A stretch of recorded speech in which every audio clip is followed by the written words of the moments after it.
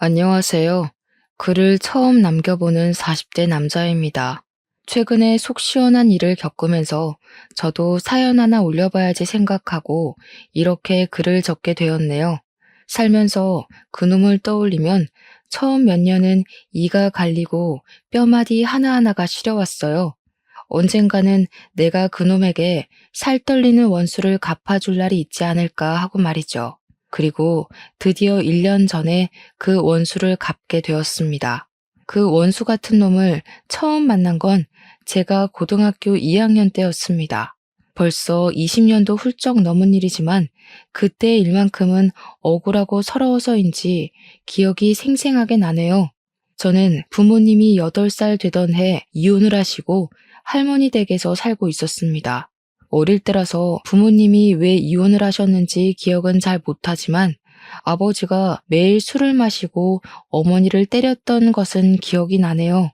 그런 날이면 온 집안의 물건들이 하늘 위를 날아다니며 깨져 있었습니다. 저는 두려워서 장롱 속으로 숨어 들어가고 한참 두 분의 고성이 오고 간 뒤에 아버지가 술에 취해 잠이 든 뒤에야 장롱 밖으로 나왔죠. 그래서 부모님이 이혼하셨을 때 잘 되었다고 생각했습니다. 오히려 조용하고 큰 소리가 오가지 않은 할머니 댁이 마음에 들기까지 했습니다. 아버지는 저를 할머니 댁에 보내놓고 매일 술로 사셨어요. 결국은 제가 12살 때 간경화로 돌아가시게 되었고, 엄마는 아빠의 이혼 후에 다른 분과 재혼하셔서 이복 동생을 낳았죠. 그런 상황이니 제가 갈 곳은 할머니 댁 말고는 없었습니다. 할머니는 저를 키우시면서 작은 분식집을 하고 계셨습니다. 마을 시장 옆에 작은 건물에서 장사를 하셨어요. 그나마 고정 수입이 있으니 저를 키울 여력이 있으셨죠. 그래서 언제나 저를 길러주고 보살펴주면서 예뻐해 주신 할머니에 대한 애정 또한 남달랐어요. 어려서 부모님과 살면서 받을 수 없던 애정을 그때 할머니에게 받으며 자랐습니다. 지금 생각해보면 할머니 덕에 엇나가지 않았던 것 같네요. 새벽에 일어나 할머니가 조용히 집을 나서시면 저도 벌떡 일어나 할머니 가게로 함께 갔습니다. 철이 들면서부터는 할머니의 일을 돕기 시작했죠. 할머니는 어린 네가 할 일이 아니라며 한사코 말리셨습니다. 저는 그렇게 할머니를 돕는 게 너무 즐겁고 또 행복했었어요. 일을 도와드리고 후딱 씻고 학교로 달려가고는 했죠. 그럴 때면 할머니께서는 제게 말하셨습니다. 현수야, 네가 공부를 잘하는 게 할머니는 제일이야. 그래야 나중에 네가 잘 되지. 네, 할머니. 학교 공부도 열심히 하고 있으니까 너무 걱정하지 마세요. 학교 수업도 열심히 듣고 공부도 우수한 성적을 받아서 할머니를 기쁘게 해드리고는 했습니다. 학교에서 상장을 가져가면 할머니는 활짝 웃으시며 말하고는 했습니다. 아이고, 우리 현수가 또 상장을 받아왔네. 귀여운 내 새끼. 현수야, 할머니는 말이야. 네가 희망이야. 이렇게 떡하니 상장을 벽에 걸어놓으면 시장 안악들이 얼마나 부러워하는지 아니?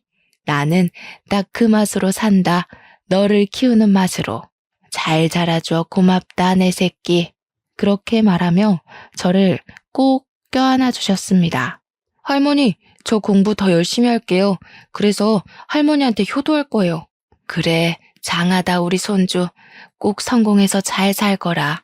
할머니의 한마디가 저를 웃게 하고 저의 한마디가 할머니의 보람이 되었습니다. 그렇게 저는 할머니에게 사랑받고 학교 친구들하고도 잘 지냈습니다. 딱 여름방학을 한 달 정도 앞두고 있던 고2 여름, 그놈이 우리 반으로 전학을 오기 전까지는 말이죠. 그의 여름은 제게는 잊을 수 없는 일들로 가득했습니다. 처음 그놈이 교실로 들어설 때부터 분위기가 남달랐습니다.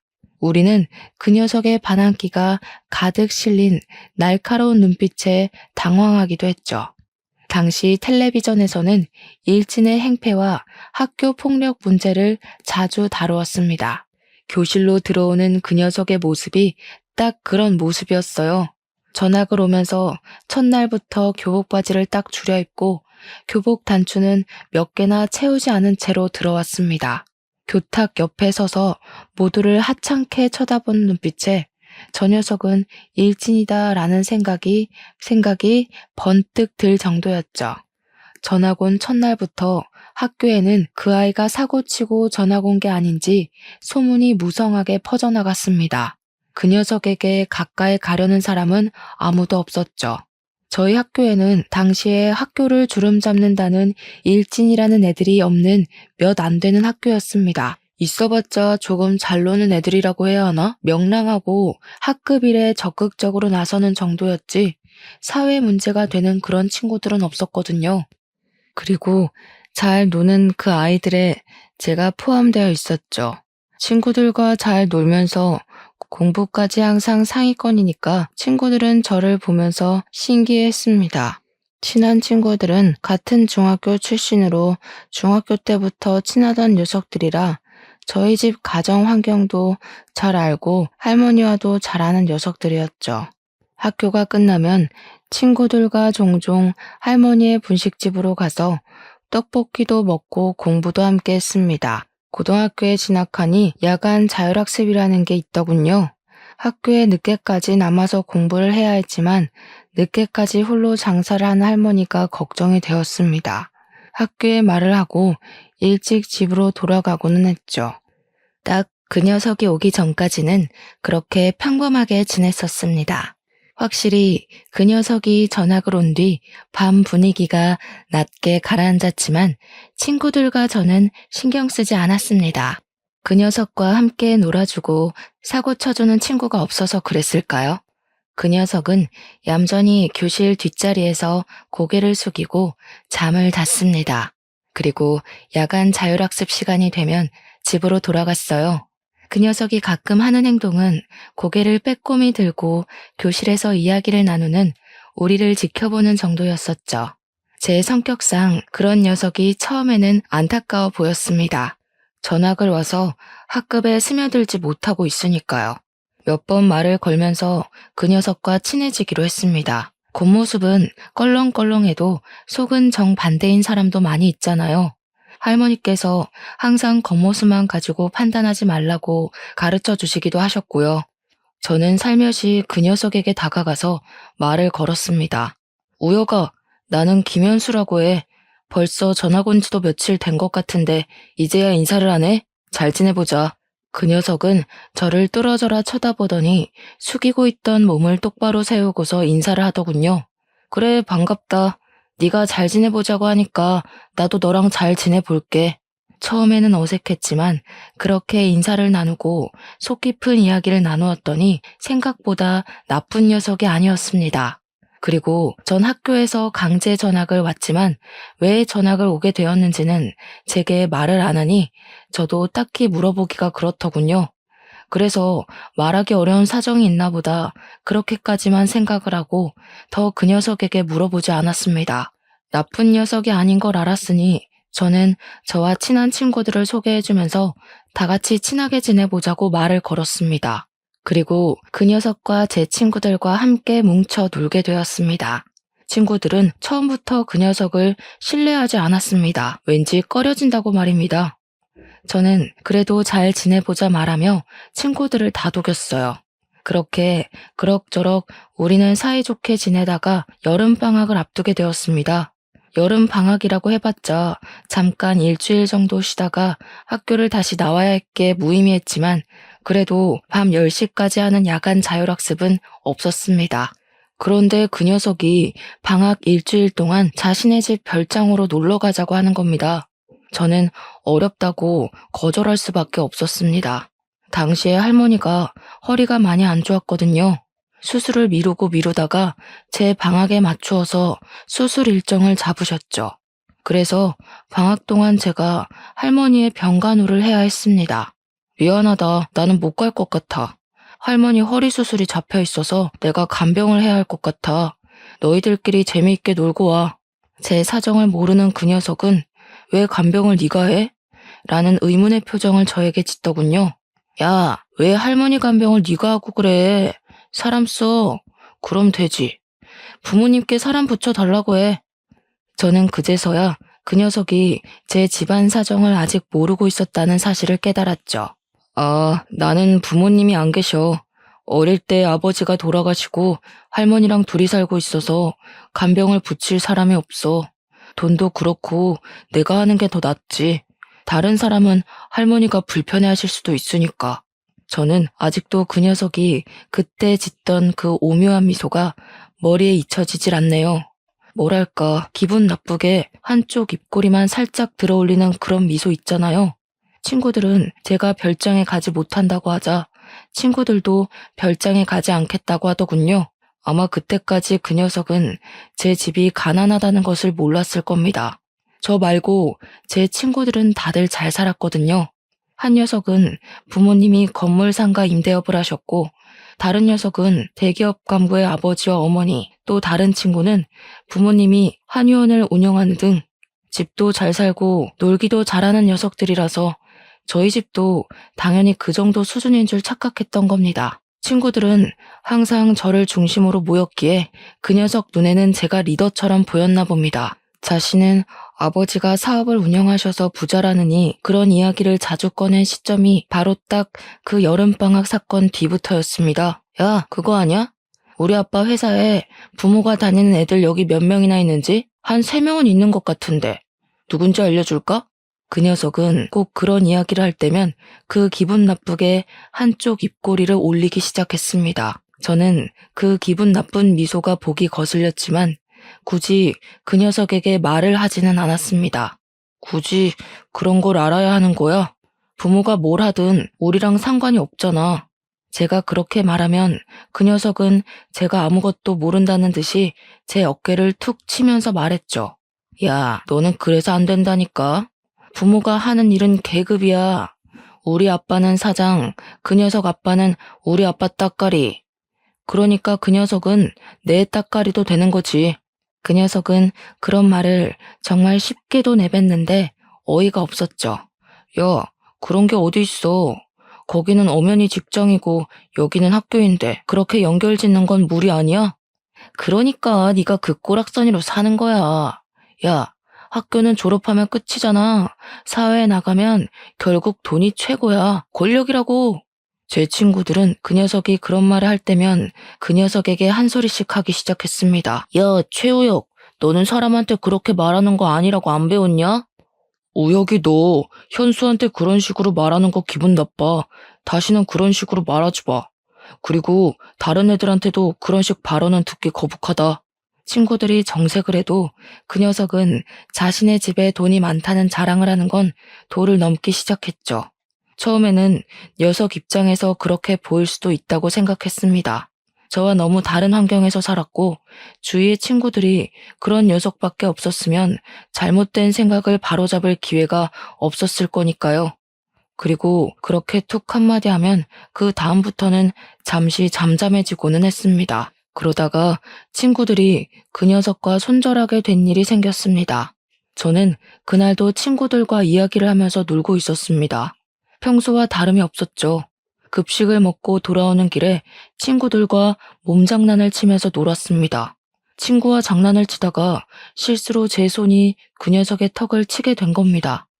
그런데 갑자기 그 녀석이 대뜸 제 멱살을 잡으면서 주먹을 들어 올리는 겁니다. 어디서 거지 같은 게 나를 치려고 해. 네가 잘해주니까 진짜 친구로 보여?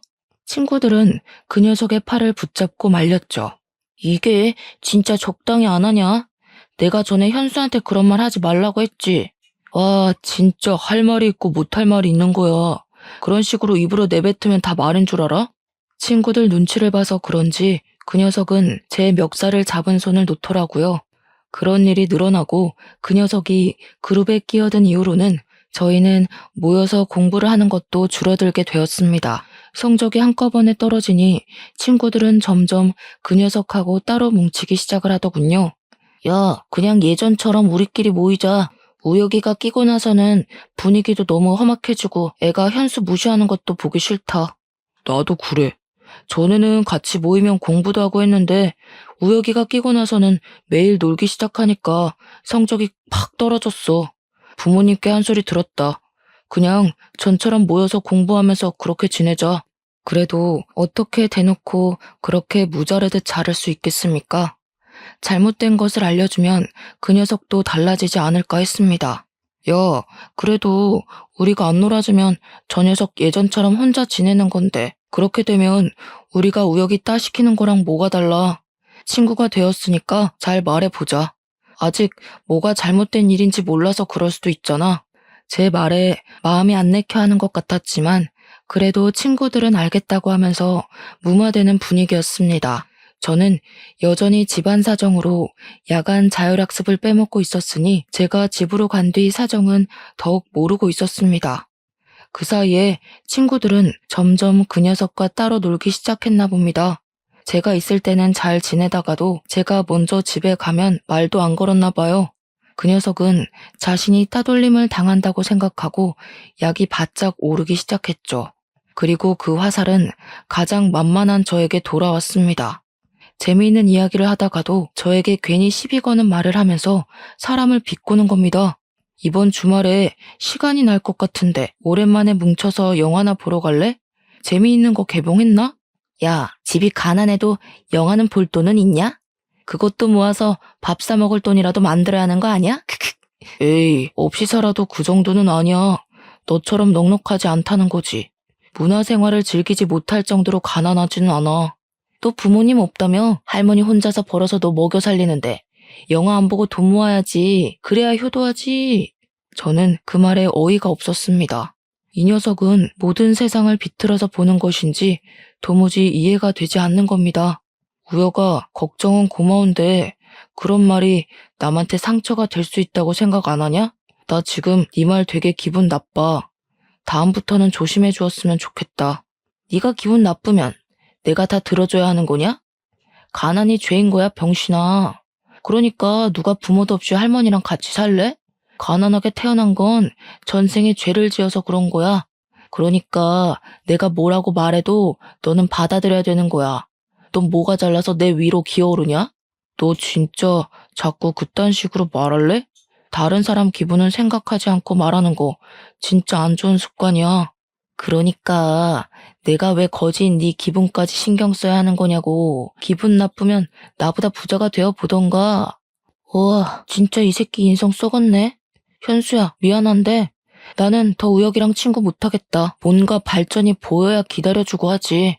자기가 뭘 잘못한지도 모르는 사람한테 뭘 기대하라는 거야? 나도 그래. 이번 주말에도 우혁이 빼고 우리끼리 영화 보러 가자. 친구들은 그 녀석 앞에서 대놓고 절교 선언을 하더군요. 그렇게 친구들이 그 녀석을 대놓고 무시하자 다시 혼자가 되었습니다. 그리고 어느 순간 학교에 나오지 않는 겁니다. 하루 이틀 학교에 빠지자 그래도 몇 달 친구로 지내서인지 그 녀석이 걱정되더라고요. 무슨 일이 있나 싶고 혹시 사고라도 나진 않았는지 걱정도 되었죠. 혹시 친구들이 그런 말을 해서 상처받은 건 아닌지 걱정이 되었으니까요. 하지만 그 녀석을 친구로 생각하던 건 저뿐이라는 것을 깨닫고 말았습니다. 하교를 하고 할머니 가게로 들어서자 엉망이 된 가게가 눈에 들어왔습니다. 꼭 술 먹던 아저씨들이 서로 싸우다가 엉망이 된 것처럼 여기저기 떡볶이 국물이 튀어 있었고 할머니는 떡볶이 국물이 튄 바닥을 닦고 계셨죠. 저는 서둘러 가방을 내려놓고 바닥에 굴러다닌 식기들을 주워들며 할머니께 물어보았습니다. 할머니, 여기서 싸움이라도 일어났어요? 이게 어떻게 된 일이에요? 왜 이렇게 엉망이 된 거예요? 할머니는 저를 보면서 깊이 숨을 내쉬면서 제 손을 꽉 잡으셨습니다. 현수야, 너 불량한 애들이랑 어울리고 그러니? 아까 너의 친구라고 하는 애가 와서 떡볶이가 맛이 없다느니 왜 이렇게 지저분하냐느니 그러면서 이렇게 난장판을 치고 갔다. 혹시 걔랑도 친구야? 이 할미는 처음 보던 친구던데 절대 불량한 친구들이랑 어울리면 안 된다. 못된 놈이 친구들을 서너 명 데리고 와서는 이렇게 난장을 치는데 지갑에서 10,000원짜리 몇 장을 두고는 이거면 됐죠 하면서 가는 게 아니니? 얼마 전부터 네가 말한 친구가 걔인 것 같은데 애가 영 쓸모가 없겠더라. 네 친구라는데 바로 신고하기도 그렇고 너한테 일단 물어보려고 기다렸다. 할머니의 말을 듣고 저는 주먹을 꽉 쥐었습니다. 할머니가 말한 녀석이 누군지 짐작이 가기 시작했으니까요. 학교를 빠지고서 한 일이 이런 일이라니. 이제 그 녀석이 친구로도 인간으로도 안 보였습니다. 할머니, 제가 잘 말할게요. 일어나세요. 허리 아프세요. 제가 치우겠습니다. 네가 어떻게 다 치운다고 그러는 거니? 너는 손대지 말고 가서 공부해. 이런 건 내가 해도 충분해. 저는 억지로 할머니를 일으키고 가게를 정리하기 시작했습니다. 그리고 내일 학교에 가면 그 녀석의 집 주소를 알아보고 찾아가 봐야겠다고 생각했죠. 이렇게 가만히 있자니 분해서 피가 끓어오르는 겁니다. 저에게 그러는 것은 용서해도 할머니를 건드리는 것은 절대 용서 못할 일이었습니다. 다음날 학교에 가니 그럴 필요 없이 그 녀석이 학교에 나와 있더라고요. 저는 그 녀석을 보자마자 바로 날려가 날라차기로 녀석의 얼굴을 날려버렸습니다. 갑작스럽게 저에게 맞은 녀석은 두 눈을 동그랗게 뜨고 저를 바라보았습니다. 야, 네가 우리 할머니 분식집 엉망으로 만들었냐? 불만 있으면 나한테 해야지. 왜 엄한 사람한테 화풀이라는 거야? 녀석은 비틀거리면서 일어나서 저에게 달려드는 겁니다. 저는 다시 주먹으로 그 녀석의 얼굴을 때렸습니다. 아씨, 너 싸움 배웠냐? 좀 치네. 싸움? 그건 너 같은 양아치 같은 새끼나 하는 거고 나는 스포츠를 배웠다. 너는 좀 예의범절 좀 배워와라. 시비 좀 그만 걸고. 녀석은 달려들어 저를 엎어뜨렸지만 저는 다시 그 녀석의 위로 올라타서 그 녀석을 때렸죠. 녀석의 입에서 피가 나오더니 앞니가 부러졌는지 흰 옥수수 알맹이 같은 걸 뱉어내더군요. 야, 너희들 지금 학교에서 뭐 하는 거야, 어? 이것들이 겁도 없이 싸움해? 저희는 교무실로 끌려가야 했고 곧 할머니와 녀석의 어머니가 학교로 소환되어 와야 했습니다. 교무실은 녀석 어머니의 비명으로 가득 차게 되었습니다. 이게 뭡니까? 지금 내 아들 얼굴을 누가 이렇게 만들어 놓은 거냐고요? 어떻게 사람 얼굴을 그리고 앞니가 2개나 빠지는 게 말이나 됩니까? 애가 학교에서 하라는 공부는 안 하고 사람만 패고 있고 우리 아들 이런 짓 당하게 하려고 이 학교 보낸 거 아니라고요? 아이고, 정말 죄송합니다. 제가 다 잘못 가르쳐서 일어난 일이니 한 번만 봐주십시오. 할머니가 그 녀석의 어머니께 싹싹 비는데 마음이 너무 아팠습니다. 조금만 더 참을 걸 참았으면 할머니가 비는 일은 없었을 텐데 죄책감이 밀려왔어요. 그런데 제 옆에 있던 그 녀석이 희죽거리며 저를 쳐다보더라고요. 그 순간 조금 더 패줄 걸 하는 아쉬움도 들었습니다. 결국은 학폭위가 열리게 되었습니다. 그런데 그때의 분위기를 아시는 분도 있겠지만 부모도 없고 가난한 저에게 유리하게 돌아갈 리가 없었어요. 평소에 저를 예쁘게 보던 담임이나 교감 선생님도 저의 잘못으로 몰고 갔습니다. 그리고 그 녀석의 어머님과 바쁘게 주고받는 눈빛을 보아하니 촌지를 받은 게 분명해 보이더군요. 이건 명백한 현수의 잘못입니다. 어디서 신성한 학교에서 싸움을 벌입니까? 저는 항상 아이들에게 이곳은 학문을 성취하는 곳이라고 가르쳐 왔습니다. 이렇게 문제를 일으키는 학생을 계속 제 반에 그리고 학교에 두면 안 된다고 생각합니다. 그럼요, 김 선생. 참 옳은 말 잘하셨습니다. 한번 사고치고 문제를 일으키는 애들은 또 그럽니다. 어릴 때 싹을 잘라버려야죠. 저는 돈에 못 이겨 교육자가 지녀야 할 자존심을 버린 두 분을 보고 더는 이 학교에 다니기가 싫었습니다. 아이고, 선생님, 아직 어린애들이 뭘 알겠습니까? 아직 치기 어린 혈기에 사고 친 걸 너그럽게 용서해 주시면 안 되겠습니까? 제가 이렇게 빌겠습니다. 할머니는 자리에서 일어나서 선생님과 그 녀석의 어머니 앞에서 무릎을 꿇고 빌었습니다. 저는 그 모습에 눈이 돌아버리고 말았어요. 할머니, 저 사람들한테 왜 빌어요? 그럴 가치도 없는 사람들인데. 당장 일어나요. 저는 소리를 꽥 지르고 할머니를 붙잡아 일으켜 세웠습니다. 저는 학생으로서 두 분을 정말 존경했습니다. 하지만 지금 그 존경심이 땅으로 떨어졌네요. 돈이 뭐라고. 한 번도 제가 왜 저 녀석을 때리게 되었는지 물어보셨나요? 물론 제가 친구를 그것도 학교에서 때린 건 100번 양보해서 잘못했다고 생각합니다. 하지만 지금 제게 보여주신 모습을 보니 제가 스승님을 잘못 골랐네요. 자퇴하겠습니다. 이런 사람들한테서 배울 게 없다고 생각해서요.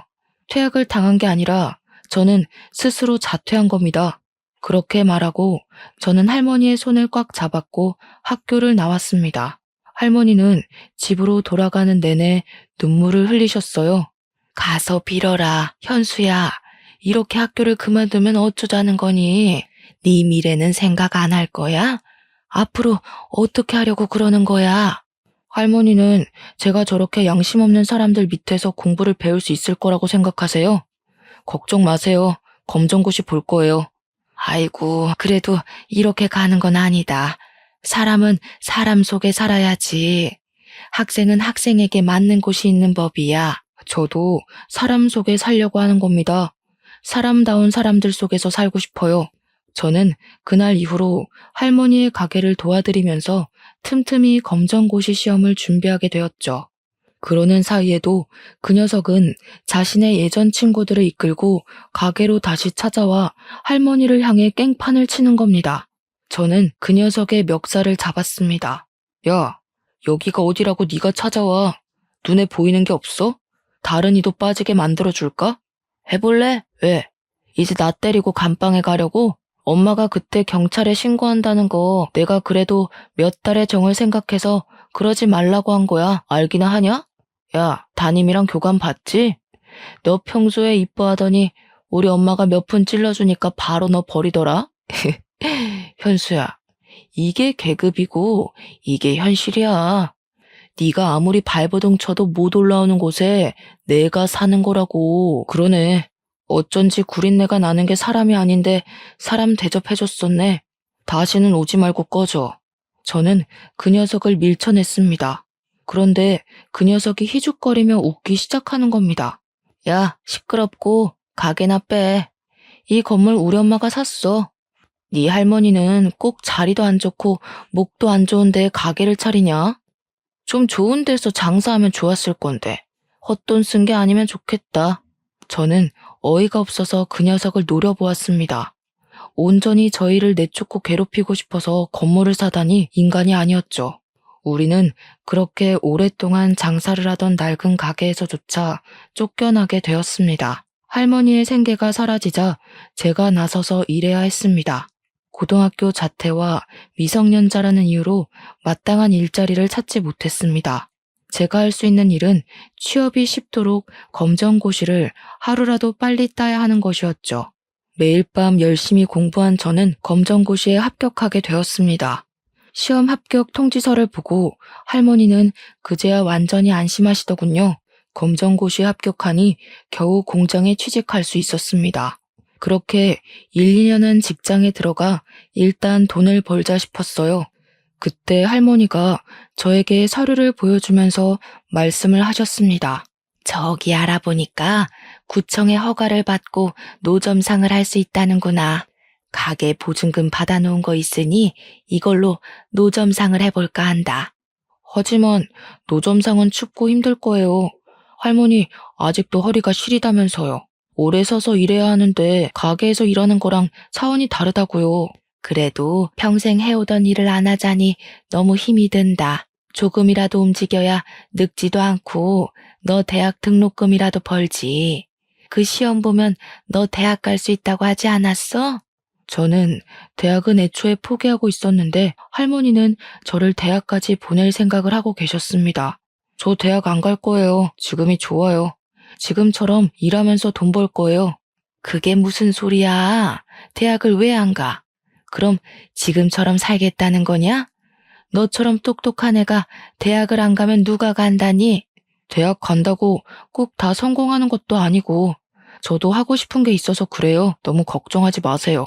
친구들은 대학에 들어가서 공부를 하고 있을 때 저는 공장에서 일을 시작했습니다.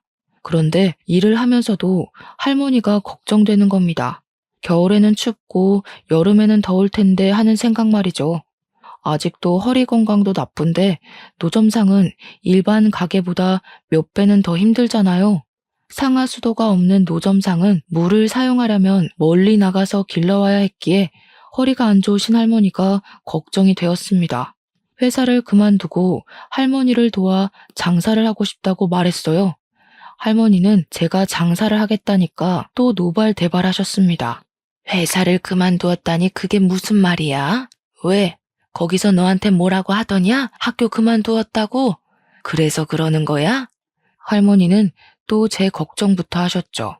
아니요, 그게 아니고 제가 장사를 배워보고 싶어서요. 할머니한테 장사 기술이나 배워서 사장이나 되어볼까요? 싱거운 소리 하지 마라. 장사가 아무나 한다니? 얼마나 고생스러운 일인데 이걸 한다고 해. 차라리 다른 직장 알아봐. 이번에 대학이나 가던지. 장사가 얼마나 힘들고 고된데 너까지 일을 한다고 하니? 할머니는 평생을 하셨잖아요. 아마 저도 할머니 닮아서 타고났을 수도 있잖아요. 정 그렇게 걱정되시면 딱 몇 년만 해보고 안 되면 깨끗이 접고 대학 갈게요. 어때요? 허락해 주실 거죠? 할머니는 제 고집에 못 이겨서 결국 허락하셨습니다. 그렇게 저는 할머니의 노점상에서 같이 떡볶이와 분식을 팔게 되었습니다. 처음 몇 달은 정말 고생을 많이 한 것 같아요. 생각보다 장사가 안 되고 할머니를 도와서 일하기는 했지만 노점상이라서 단골이 생기는 게 꽤 어렵더라고요.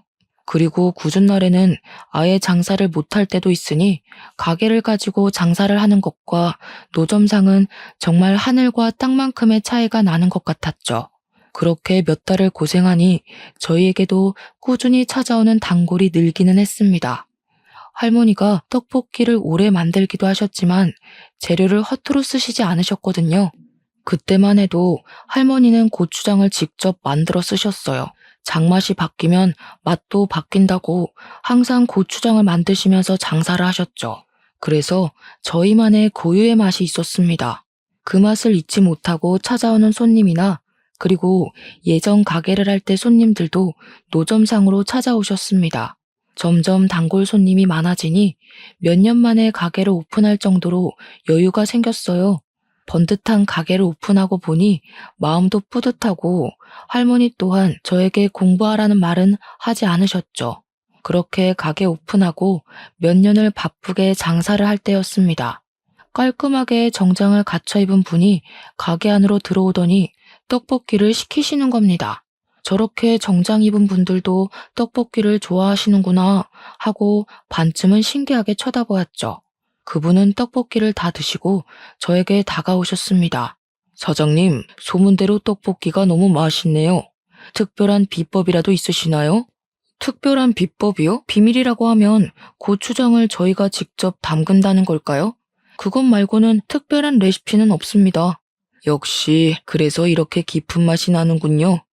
혹시 저희와 계약하고 프랜차이즈를 내볼 생각이 있으십니까? 그 말을 듣고 우리 집 떡볶이가 다른 떡볶이들보다 경쟁력이 있다는 것을 알게 되었습니다. 신사분에게는 고민을 좀 해보겠다고 말을 했어요. 제 스스로 프랜차이즈를 차려보고 싶은 욕심이 생겼거든요. 장사가 끝난 오후에 본격적으로 프랜차이즈에 관해 공부를 하게 되었습니다. 프랜차이즈는 고유한 맛을 어떻게 일관되게 유지하면서 여러 점포를 유지하는지가 가장 중요하더군요. 그러면서 유통과 공장형 재료를 만들 것 등등 생각보다 복잡한 작업이었습니다. 저는 국가 사업으로 청년 지원을 받아서 공장을 세우고 할머니의 장맛을 유지하면서 고추장을 대량 생산하는 연구를 하기 시작했습니다. 제가 거기에 매달리는 동안은 할머니께서 사람을 써서 가게를 운영하셨죠. 그렇게 2년 정도를 공들인 결과 할머니 장맛을 유지한 떡볶이 소스를 개발하게 되었습니다. 떡볶이 소스를 만들고 프랜차이즈 사업을 시작하게 되었죠. 그렇게 사업을 시작하니 특색 있는 소스 덕분에 프랜차이즈를 하고 싶다고 많은 분들이 찾아왔습니다. 다들 자리를 잡아가고 사업이 안정을 찾아가니 점점 자신감을 가지게 되었습니다. 다른 사업에도 발을 넓히게 되었어요. 요식업 중심의 프랜차이즈를 개발하는 업체로 키워나가고 싶었죠. 좋은 아이템을 발견하면 그것을 다시 연구하고 개발하면서 새로운 프랜차이즈 사업체로 오픈하는 겁니다. 떡볶이 사업의 뒤를 이어 핫도그 사업까지 대박을 치게 되면서 전문 프랜차이즈 기업으로 발전하게 되었습니다. 그리고 바로 1년 전에 저는 새로운 프랜차이즈점을 오픈하면서 그놈을 다시 만나게 되었습니다. 수십 명의 사람을 모아놓고 프랜차이즈 사업주를 모집하는 설명회를 열게 되었죠. 한참 설명하고 있는데 익숙한 얼굴이 보이는 겁니다. 저를 보고 그 녀석도 놀랬는지 제가 쳐다보니까 고개를 쓱 돌리면서 제 얼굴을 회피하더라고요. 저는 설명회가 끝나고 일부러 그 녀석에게 다가갔습니다. 저를 본 그 녀석의 얼굴이 점점 굳어가면서 당황하는 기색이 역력해 보였죠. 저는 손을 내밀면서 악수를 권했습니다. 잘 살았어? 어떻게 이렇게 만나지? 나는 너를 다시 만날 줄은 생각하지도 못하고 있었는데. 참, 운명이라는 게 짓궂기도 하네. 앞니는 잘 심어놨네? 아, 앞니 임플란트 했지. 나는 뭐 잘 살았어. 너도 좋아 보이네. 이런 큰 사업을 하고 잘 사니까 보기 좋다. 저는 그 녀석의 말에 정말 웃음만 나오는 겁니다. 말은 그렇게 해도 똥 씹은 표정을 하고 있었으니까요. 그런데 정말 나는 여기서 너를 볼지 몰랐어. 너희 아버지가 큰 사업을 하고 계시다고 했잖아? 우리 반에도 너희 아버지 회사에 다니는 애들이 많다고 하지 않았나? 그런 큰 기업을 물려받을 줄 알았는데 보통 우리 사업 파트너분들은 너희 아버지 같은 큰 회사에 다니다가 퇴직금으로 남은 여생을 보내려고 찾아오는 분들이 많아. 아니면 젊어서 요식업 사업에 큰 꿈을 가지고 있는 분들도 있고. 그런데 너는 둘 다 아닐 것 같은데? 저는 그 녀석의 사정을 한눈에 알아보았지만 일부러 말끝을 흐렸습니다. 사람 일이 그렇게 쉽게 풀리면 좋지. 고등학교 졸업하고 아버지가 밀려 들어오는 어음을 갚지 못하고 회사가 부도가 나버렸어. 그래서 집안이 빚더미 안게 되고 대학도 졸업 못하고 나도 바로 일을 시작했어. 그리고 내가 얼마나 어리석었는지 알게 되었어. 그동안 너무 미안해. 이렇게 말한다고 용서가 안 된다는 건 알고 있지만 그때는 너무 어렸잖아. 뭐 어린애처럼 무릎 꿇고 빌길 원하는 건 아니지? 18살이면 알 것 다 아는 나이지 않아? 주민등록증도 나오는 나이인데 어떻게 어리다고만 하겠어. 그때 나는 분명 너한테 그건 나쁜 짓이라고 충고도 여러 번 주었던 것 같은데 넌 내 말이나 친구들 말은 듣는 척도 하지 않았잖아. 근데 너의 그 질 나쁜 친구들이랑은 잘 지내는 거야? 우리 친구들은 잘 지내고 있는데 그 녀석은 갑자기 허리를 굽히면서 저에게 미안하다고 하는 겁니다. 현수야, 정말 미안해. 제발 옛날 일은 잊어주라. 벌써 20년도 넘은 이야기잖아. 옛날 이야기 꺼내서 너한테 좋을 거 하나도 없을 거 아니야. 나한테 안 좋을 건 뭔데? 아, 고등학교 때 자퇴한 거? 내 잘못도 아닌데 자퇴한 게 잘못인가? 내가 누구 때문에 그렇게 되었는지 너는 알잖아. 그러지 말고 일어나. 네가 자꾸 그러면 다른 사람이 나를 이상하게 보잖아. 나는 너처럼 네 가난을 가지고 모욕하지도 너의 노모를 괴롭히지도 않았는데 이건 너무 불공평하잖아. 제 말에도 허리를 계속 굽히고 있더라고요. 너 정말 너무한 거 아니냐? 내가 이렇게 부탁하잖아. 그때 일쯤은 그냥 묻고 지나갈 수 있는데 뭐가 어렵다고 하는 거야? 나는 그때 일 용서 못하겠다고 말하는데 네가 우기니까 그러는 거지. 그리고 내가 어떻게 성공했는지 알려줄까? 사업 파트너 선정할 때 돈이 있고 없고가 아니라 책임감과 인성을 중요하게 여겨서 성공한 거야. 그래서 내 사업에는 적은 자금으로도 창업할 수 있는 거고 나와의 신뢰를 가장 중요하게 여기니까 사업주분들은 신뢰를 유지하기 위해서 열심히 사업을 번창하고 키워나가는 거지. 그런데 난 너를 신뢰하지 못하겠다. 미안하다. 너와 함께 사업을 할 생각은 없네. 제가 그렇게 말하니까 갑자기 흥분한 녀석이 저에게 달려드는 겁니다. 그러면서 제 멱살을 잡고 화를 버럭 내더라고요.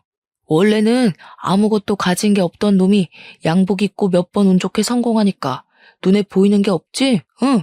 그런다고 네가 다 가진 것 같아? 세상 다 산 것 같아? 부모도 없고 엄마가 버리고 간 놈이 뭐가 잘났다고 내 앞에서 그딴 식으로 말하는 거야? 그러니까 말이야. 아무것도 없던 네가 왜 나한테 이러는지 모르겠어.